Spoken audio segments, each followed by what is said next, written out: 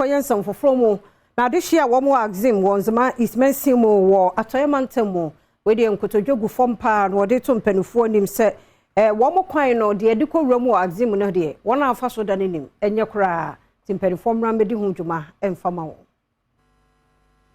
ekwan ne fa bi a agyae ahyenkafo ene akwantufo a wonom ewo Axim tipaye no emfie mienu a etwa mu na Ghana aban de asphalt ekogu so nanso timamufuo kire mu a esan se contractor wuyi kwan no wanyi gutters ewo kwan ne hunti no sensuo to a ensuo no entumi entene nko eno ka ho bi na amasa kwan no fa bi aseye wonom ene amani boni lotawia enkomotwetwe mu ene wonom ade tu dwa se saa kwan no fa no ena eboa ema wonom etimi wura Axim kuro ni mu nanso de haw bebre ena aba ahyenkafo ene akwantufo a wonom efa saa kwan no so wonam so de adesrede ato aban ni mu se womeyi gutters ewo kwan no ho na afei womesiesie kwan no ema wonom se de be ya ensei biom kura kwan bi o started say anene ya kasa ho da ma Axim hade yawo MP wa former MP MC wa na DC wa so akwan ya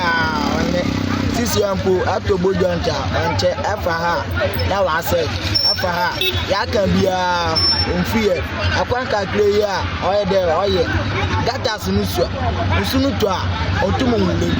ode opekwa bet bi na ode ye gata no na ot break ama nsuto wa de wanya kwa afu ya ka ho da ma onfie presisi ya no maka na aswa Axim amabwa